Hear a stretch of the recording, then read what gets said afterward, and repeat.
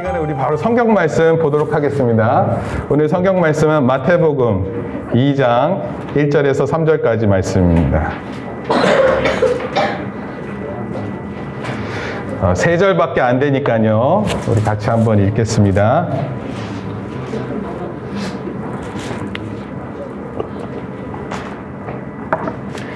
신약성경 마태복음 2장 1절에서 3절까지 말씀입니다. 우리 같이 다 읽겠습니다. 3절밖에 안 되니까.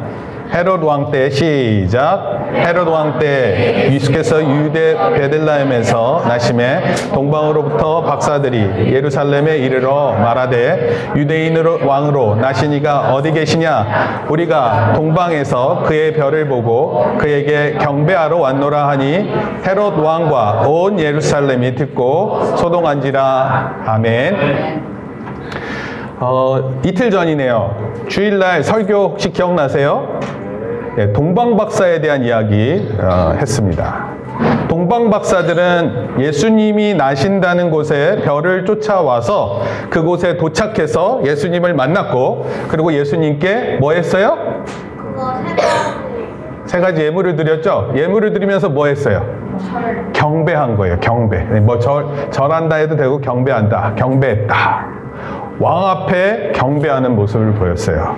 근데 오늘은 이 동방박사뿐만 아니라 또 3절 말씀에 헤롯 왕과 온 예루살렘이 듣고 소동했다. 이것에 대해서 대비해서 한번 말씀을 살펴보려고 합니다. 동방박사의 이야기를 할 때도 그 별에 대한 이야기로 별의 얘기를 했는데 오늘도 별의 얘기로 시작해 볼게요. 자, 먼저 우리 별과 관련된 이야기로 시작하는데요. 한번 설명을 해볼게요. 혹시 우주에 망원경 있다는 거 들어봤어요? 우주에 망원경? 그걸 무슨 망원경이라 그래요? 네, 허블 망원경이라 그래요. 허블. 허블이라는 사람이 원래 유명한 과학자인데 이 사람이 우주를 이렇게 잘 보다가 뭘 발견했냐면 별과 별 사이가 멀어진다라는 걸 알게 됐어요. 별과 별 사이가 멀어져서 나온 이론이 있는데 그게 뭔지 알아요, 혹시? 이거는 굉장히 어려운 문제가 아니라 쉬운 문제입니다. 이게 바로 빅뱅 이론이라는 거예요. 빅뱅. 들어봤어요? 빅뱅 이론? 빅뱅이 뭐예요? 빅뱅. 네, 큰 폭발이 있었다. 이래. 뱅 하면 이게 팍 터졌다. 이런 뜻이에요. 우리는 총 쏘면 빵 이러는데 영어로는 뱅. 좀 우리가 더 세죠? 빵. 이게 더. 그러면 빅뱅 하면 빅빵 이오리 이렇게 할까요? 빅빵 띠오리 이렇게 하면 되게 웃길 것 같아요. 어찌됐건. 자, 허블이라는 사람이 그 이름을 따서 우주의 망원경이 있어요. 근데 이 망원경이 원래는 별을 보고 관찰을 하는데 어디를 관찰을 했냐면, 자, 뭐냐면 이 허블 망원경을 통해서 별을 봐야 되는데 별을 안 보고, 여러분 별을 보면은 하늘에 별자리가 참 많은데 거기 이렇게 그걸 확대해서 봐야 되는데 그걸 안 보고 아주 어두운 곳 있죠. 아주 어두운 곳. 아주 어두운 곳에다가 그 망원경을 오랫동안 켜놨어요. 별이 없는 한 지점에 허블 망원경으로 계속 관측했어요. 그러자 가마득히 먼 곳에 엄청난 은하라는 건 지난 주일날 안드로메다 은하 보여줬었잖아요. 그 안에 1000억 개의 별이 있다고 그랬잖아요. 근데 그 100억 광년 떨어져 있는 큰 곰자리가 있는데, 별자리, 그 주변에 있는 은하를 사진을 찍게 됐어요. 우리가 보는 우주의 2800만 분의 1이에요. 이따가 그 사이즈가 어떤 건지도 보여줄 거예요. 1995년 12월 18일부터 28일, 한 11일간 300장의 사진을 찍고 그것을 합성해서 그 사진을 나타낸 것이 바로 이겁니다. 그리고 이 사진을 통해 빅뱅이 언제 시작되었는지를 알게 됐어요. 이게 또 안 먹는데?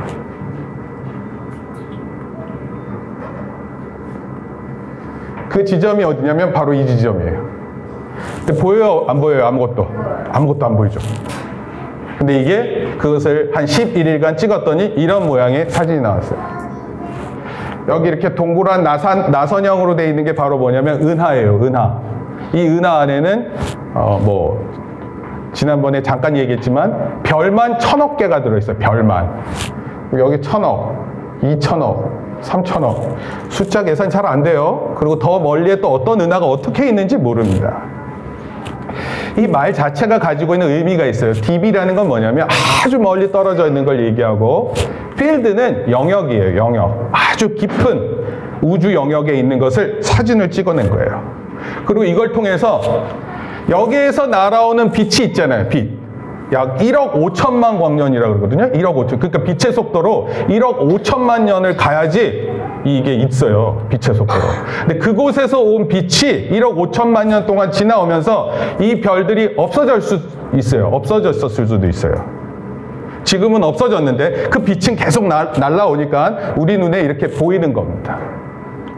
그러니까 우주가 얼마나 크고 넓은지, 그리고 그 끝이 어딘지 알 수 없는 것을 발견한 거예요.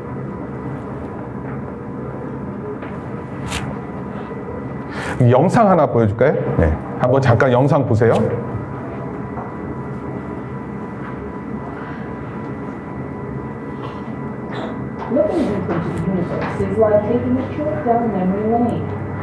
잠깐만 홀드해 주시고요. 이 장면이 아까 그 허블 딥필드라는 곳을 11일간 촬영한 곳의 사진이 모습이에요. 여기 얼핏 보이는 것만 해도 은하가 정말 많아요. 별이 아니라 은하를 얘기하는, 그 은하 안에는 1000억 개의 별이 있다, 이렇게 생각합니다. 계속 틀어주시고요.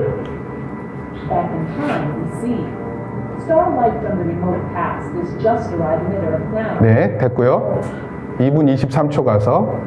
네. 자, 이제 지금부터 보여주는 건 뭐냐면, 잠깐 홀드해 주시고. 자, 이게 요 사진이 얼마나 작은지를 이제 확대할 거예요. 네, 틀어주세요. Slice of the universe is just that, a slice. Multiply this by 30 지금 이게 달이에요, 달. Idea of just how many galaxies are out there. From the Space Telescope Science Institute in Baltimore, Maryland. 네, 멈춰주세요. 그러니까 이게 지금 여기 잘 안 보이는데 여기 산들이 이렇게 살짝 보여요. 그리고 여기 지금 달이었고 달 옆에 있었던 그거 확대해서 보여줬었던 거 있죠? 그 안에만 해도 어마어마하게 있어요. 그러니까 우리가 지금 눈에 보이는 것도 별이 어마어마한데 깜깜하다고 생각하는 곳에 사진 촬영을 했더니 그만큼 또 별이 있어요. 자, 이게 이제 과학자들이 찾아내고 과학자들이 연구하고 이것을 얘기하는 거예요. 목사님 질문 하나 할게요. 이거 누가 만들었어요? 누가 만들었습니까? 하나님이 안 만들었으면 누가 만들었을까요? 제가 만들었어요. 혹시 있어요? 광합성이 만들어냈다고? 정말 말이 안 되는 표현이에요. 광합성은 식물에다가 얘기를 해야지 무슨 우주에다가 얘기를 해요. 네. 아니, 저기 뭐 그래도 시도는 좋았어. 맹랑하지만. 여러분, 하나님이 만약에 안 만들었으면 사람들이 누가 만들었다고 얘기해요? 혹시 누가 만들었다고 얘기하는지 알아요? 그 우주에 있는 가스와 우주에 있는 가스와 먼지가 합쳐져서. 그 누가 합쳤어요? 그냥 자기들끼리. 그냥 자기들끼리 합쳐서. 여러분, 자기들끼리 합쳐가지고 이렇게 넓은 우주가 그렇게 질서를 가지고 있고, 여러분, 그런 확률이 있고, 그런 확률에 만약에 그런 우주에 인간이 있고, 지구라는 곳이 있고, 또 인간이 있어요. 여러분, 이런 확률을 과학자들이 또 계산을 해봤어, 수학적으로. 그랬더니 어떤 거냐면 이런 거예요. 자동차 부품이 있는데, 자동차 부품이 한 10,000개 정도 돼요. 10,000개. 여러분, 비행기는 부품이 몇 개 정도 되냐면 한 100만 개 돼요. 그럼 비행기는 훨씬 더 복잡한 거예요. 근데 이 비행기가 쓰레기 혹시 알아요? 쓰레기 더미 막 있는데 거기 갑자기 태풍이 불었어. 그러고 나서 거기 뭐가 딱 떨어졌냐면 비행기가 딱 완성됐어. 그런 확률이 있어요, 없어요? 태풍이 막 돌고 나서 비행기가 짜잔 하고 나타날 확률이 있어요, 없어요? 없어요. 근데 우주가 있는 이 확률은 그 확률보다 더 낮아요. 그러니까 우리가 주변에서 지금 보고 과학자들이 이렇게 살펴보는 이 우주만 하더라도 그 놀라움은 우리의 생각을 뛰어넘어 있어요. 그런데 중요한 건 이거예요. 과연 이 우주를 누가 만드셨을까? 근데 성경은요, 이것을 되게 선명하게 얘기해요. 태초에 하나님이 천지를 창조하셨다. 그것도 구약 성경 맨 앞에, 성경책 딱 펴면 맨 앞에 그게 딱 나와요. 태초에 하나님이 천지를 창조하셨다. 여러분, 어떤 과학자들은 그래서 이렇게 연구를 하다가 이런 하나님의 지으신 만물이 위대함을 알고 어떻게 해요? 어떻게 할 것 같아요? 여러분, 이런 걸 깨닫는 사람이 하는 게 있어요. 와, 이게 아니라 하나님 앞에 경배하는 거예요. 자기의 마음을 한없이 낮추고 그 높으신 하나님을 예배하는 거예요. 여러분, 오늘 우리는 그 예배하러 온 사람들이에요. 동방 박사가 예배했듯이 우리도 하나님 앞에 예배하러 오는 거예요. 예수님이 태어나실 때 예수님을 유대인의 왕으로 찾아온 사람들이 있었어요. 누구죠? 유대인의 왕이 태어나신다 그랬는데 누구 어디입니까? 이렇게 찾아온 사람들이 누구예요? 동방 박사였어요. 동방 박사. 동방 박사는 예수님을 찾아와서 한 게 뭐였냐면 경배였어요. 경배. 여러분, 경배라는 것은 가볍게 대할 수 없어요. 여러분, 만약에 누구 생일 잔치에 초청을 받았는데 그 생일 잔치가 누구냐면 대통령이야. 그러면 그 대통령 초청된 잔치에 여러분 초청 받았으면 여러분 옷 어떤 거 입고 갈래요? 자고 일어난 추리닝에다가 아니면 몸빼바지 알아요? 몸빼바지? 쫄쫄이에다가 깔깔이 입고 뭐 이렇게 해서 가고 그럴 수 있어요? 아마도 집에서 제일 좋은 옷 아니면 전날 엄마한테 부탁해서 옷 새로 사가지고 요즘 스타일 이거 입어야 돼 하면서 그 옷 입고 대통령 생일 잔치에 갔을지 몰라요. 여러분, 하나님 앞에 경배한다는 거 어떤 의미냐면 여러분들의 모든 것을 준비해서 하나님 앞에 나오는 거예요. 가장 좋은 것으로.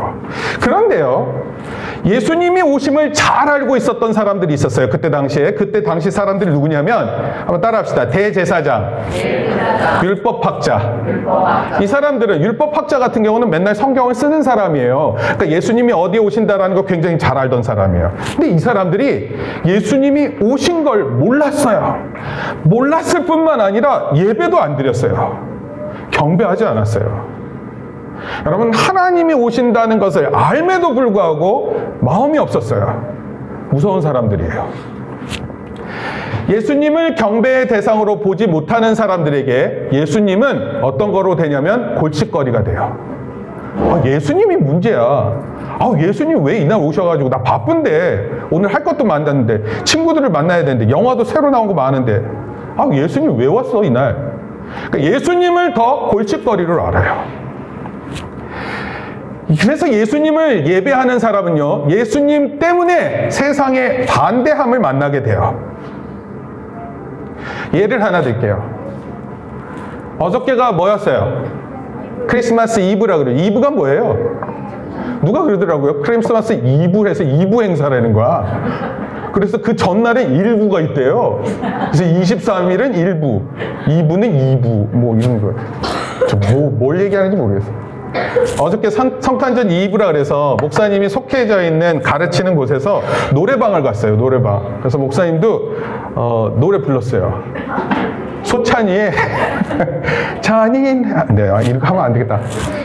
같이 이제 학생들하고 같이 노래를 불렀는데 그 중에 한 학생 하나가 중학교 2학년이에요. 그냥 갑자기 가야 된다는 거예요. 너 어디 가? 그랬더니 교회에서 행사 연습한대요. 가는 거예요. 목사님 교회 목사잖아요. 그리고 교회 행사도 있는 거 잘 알잖아요. 근데 학생 하나가 노래방에 있다가 한참 중간에 그냥 훅 나갔어요. 그러고 나서는 교회 갔다는 거예요. 여러분, 이런 사람이어야 돼요.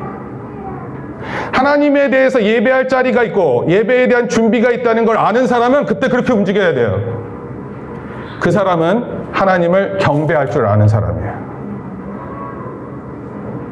목사님 무슨 얘기 하는지 알겠죠? 저기요, 여기 반짝이는 거 계속 보지 말고요. 여기 좀 봐주세요. 목사님 지금 막 반짝반짝 하고 있는데 왜 목사님을 안 봐요? 여러분, 세상의 이야기랑 예수님의 이야기는 다른 것이 아니라 완전히 반대되는 거예요. 하나님을 경배의 대상으로 생각하지 않아요. 뭐 하려고 그런 데 가는데? 크리스마스 날 선물 교환하는 거지. 카드 써주고 맛있는 거 먹는 게 더 중요한 거야. 여러분, 그렇지 않아요. 하나님을 예배하는 게 훨씬 중요한 거예요. 동방 박사가 걸어서 갔다 그랬어요. 걸어서 낙타 타고 갔을 거예요. 그때 당시에 교통수단이 낙타였으니까. 근데 먼 길을 떠나서 가는 거예요. 태어나는 시간에 정확하게 맞추기 위해서는 부지런히 움직여야 돼요. 그리고 그때 그런 마음 가운데 예수님 탄생을 목격할 수 있었고 예수님을 예배할 수 있었어요. 여러분, 자칫 잘못하면 하나님 예배하는 거 뒤로 미룰 수 있고요. 아니 예수님 탄생도 생각하지 않을지도 몰라요. 여러분, 그런 대제사장들, 율법학자들, 하나님 예수님 오심에 대해서 알고 있었지만 예수님 예배하지 못하는 자가 되는 거예요. 그래서 목사님이 이렇게 정해봤어요. 우리가 하나님을 경배하지 않으면 그때는 소동이 있을 뿐이에요. 소동이 뭐예요? 뭔가 시끄러운 일만 있다가 딱 끝나는 거예요. 3절 말씀에 같이 읽겠습니다. 시작. 자, 이쪽이 잘 안 보이는 것 같은데 그래도 잘 보고 해보자. 시작. 네, 소동했어요. 소동. 시끄러웠을 뿐이에요. 예수님이 오신다는 소식이 시끄러운 일밖에 아니었어요. 헤롯 왕에게. 그리고 여기 보면 온 예루살렘에 그때 당시 사람들이 그렇게 많이 살진 않았어요. 그러나 사람들이 그냥 시끄러워했을 뿐이에요. 뭐 메시아가 오신다고? 어딘데? 어디야? 거기가? 베들레헴 안에서 태어나고 있는데 어디서 태어나는지 그냥 시끄러웠을 뿐이에요. 다른 거 없어요. 당시 교통수단이 낙타 행렬이었어요. 낙타 행렬이 막 지나가면 여러분 만약에 시골 동네에 옛날에 막 에쿠스 차량 10대 들어와 봐요. 얼마나 놀라겠어요. 갑자기 우리 집에 목사님 사는 데가 모두빌인데 모두빌이 에쿠스 차량 한 10대가 들어와 봐. 그러면 놀라지 않을까? 막 방탄 차량 이렇게 들어오고 내리는 사람이 막 멋있게 내리고 그러면 놀라지 않을까요? 그리고 갑자기 정창경 목사님 어디 계세요? 그러면 내가 더 놀랄 것 같아. 왜요? 그래서 놀랄 것 같아요. 여러분, 그때 베들레헴에 낙타 행렬이 막 지나가니까 사람들이 수근수근거리는 거예요. 저 뭐야? 어디 가는 거래? 도대체 뭐 하는데 저런 낙타 행렬이 지나가는 거야? 들리는 소리가 메시아가 오셨대네? 오늘 어디서 태어났다는데? 그런 이야기로 그냥 소동만 있을 뿐이에요. 여러분, 메시아는 아람어예요. 아람어. 그리고 그리스도라는 표현이 바로 뭐냐면 헬라어로 메시아를 의미해요. 그러니까 두 언어예요. 메시아가 곧 그리스도가 곧 메시아. 그리고 이 크리스마스의 크리스가 바로 그리스도를 의미하는 거예요. 크리스가 무슨 남자 이름 크리스 얘기하는 게 아니에요. 유명한 연예인들 크리스 얘기하는 게 아니고. 그리고 그 크리스마스가 바로 예수님에 대해서 얘기하고 있는데 예수님에 대해서 전혀 경배로 생각하지 않는 두 부류가 있는 거예요. 그 첫 번째 부류 한번 살펴볼게요. 시작. 첫 번째 부류는 예수님과는 단순히 아무런 관계도 맺지 않으려는 사람들임. 예수님과하고 어떤 관계를 맺고 싶어 하지 않아요. 이런 걸 이렇게 별과 관련해서 표현했더니 예수님은 별 볼 일 없는 존재 이렇게 생각한 거야. 특별하지 않아 보이는 거예요, 예수님이. 이들의 대표적인 사람들이 바로 누구냐면 누구예요? 대제사장하고 서기관들. 아까 율법학자 얘기했는데 율법학자가 곧 서기관이에요. 원래 서기관은 이렇게 쓰다, 스크라이버라 그래서 쓰는 사람을 얘기해요. 성경을 그대로 쓰는 사람들. 이 사람들이 율법을 잘 알았고 그래서 율법학자였고 또 동시에 성경을 이렇게 대필하는 사람이었어요. 그래서 헤롯 왕이 이들한테 물었어요. 4절 말씀 한번 읽어볼까요? 시작. 왕이 모든 대제사장과 백성의 서기관들을 모아 그리스도가 어디서 나겠느냐 물었어요. 물어봤어요, 헤롯 왕이. 그래서 이러한 왕의 질문에 대해서 대답합니다. 이르되 시작. 이는 선지자로 이렇게 기록된 바 또 유대 땅 베들레헴아 너는 유대 고을 중에서 가장 작지 아니하도다. 내게서 한 다스리는 자가 나와서 내 백성 이스라엘의 목자가 되리라 하였음이니이다. 야, 알고 있었어요? 모르고 있었어요? 대제사장하고 율법사들이 다 알고 있었죠? 베들레헴 알고 있었어요. 그곳에서 이스라엘의 목자가 나온다라는 알고 있었습니다. 여러분, 그들이 알고 있었지만 그것이 끝이었어요. 여러분, 중요한 거예요. 예수님을 아는 사람들은, 예수님을 경배했는데, 동방박사들은, 이 사람들은 알고 끝이었어요. 그리고 이들은 그들의 일상생활로 돌아갔어요. 그리고 어떻게 지냈냐면 소극적인 자세인데 침묵하고 지냈어요. 아무 일도 없었듯이 내 삶에 집중하고 살아갔어요. 예수님이 지금 온 우주 가운데서 우리 가운데 함께 계시는 그 중요한 일을 모른 채 자기 일에 바빴어요. 여러분, 되게 어리석은 거예요. 되게 바보 같은 행동들이에요. 3절에 보니까 헤롯 왕과 온 예루살렘이 듣고 소동했다. 이미 큰 소동이 있었어요. 메시아가 탄생한다라는 소문이 있었기 때문에 이미 소문이 있었어요. 소동이 있었어요. 그런데도 불구하고 대제사장은 별반 관심을 보이지 않았고, 여러분, 이런 행동들은 굉장히 충격적이에요. 여러분, 종종 친구들하고 같이 재밌는 걸 보는데 어떤 친구는 막 다른 사람 다 웃고 있는데 혼자 심각해. 슬픈 영화를 보면 눈물이 나와야 되잖아. 근데 혼자 가만히 있어. 감정의 변화가 없어. 이런 사람을 뭐라 그래요? 사이코패스라 그래요? 소시오패스라 그래요? 여러분, 아무 감흥이 없어요. 왜 그렇게 됐을까? 어떻게 생각하냐면요, 내 밖에 있는 모든 삶은 중요하지 않아요. 내가 제일 중요해. 내가 하는 행동이 제일 중요해. 내가 하는 생각이 제일 중요해. 그래서 주변에서 일어나는 일이 나와 아무 상관이 없어요. 심지어 그게 나와 부모의 관계에도 관심이 없어요. 나와 자식의 문제에 대해서 관심이 없어요. 이거 무서운 거예요. 근데 그 모습을 대제사장이 보여주고 있는 거예요. 질문이 생겨요. 왜 동방박사들이 막 갈 때 대제사장이 막 나와가지고 동방박사들 잠깐만 멈춰. 자, 같이 갑시다. 내 발로 금방 내가 옷 입고 나오겠어. 왜 이렇게 안 했을까요? 관심이 없어요. 관심이. 하나님을 예배하는데 관심이 없어요. 예수님을 예배하지 원치 않는 두 번째 사람이 있었어요. 그 사람들은 누구냐면 바로 예수님 때문에 그 지위, 자기의 위치를 위협받는 사람이에요. 예를 들면 누구냐면 헤롯 왕이에요. 헤롯 왕. 원래 헤롯 왕은 유대인 사람이 아니에요. 헤롯은 유대인 사람이 아니고 누구 사람인지 알아요? 어디 사람인지? 우리 주일학교 학생들 맞추면 좋겠는데, 로마 사람 아니고요. 로마 대신 로마의 힘을 얻어서 왕이 됐어요. 에돔 사람이에요. 에돔. 네. 유대인의 유대 땅에 사는 사람들이에요. 네.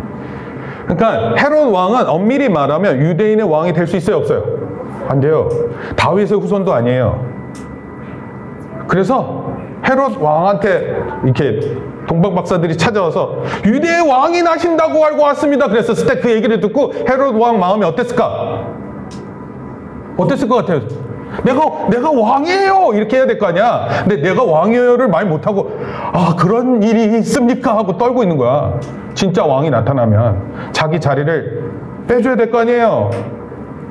여러분, 진짜 주인이 나타나는데 그 주인한테 줘야 될 거 아니에요? 그래서 그게 너무 두려워가지고 어떻게 했냐면, 왕이 태어났으니까, 그 왕이 태어났으니까 애기 아니에요? 애기 때 다 죽여버리면 된다고 생각해서 2살 아래에 있는 애들을 다 죽여버렸어요. 여러분, 이런 걸 뭐라 그러냐면 학살이라 그래요. 학살. 한두 명 죽이는 일이 아니라 다 죽이기로 작정하면 학살이에요. 대량 학살을 마다하지 않았어요. 예수님이 오셨다라는 것이 나에게 위협이 된다고 느꼈고, 그래서 사람들을 죽였어요.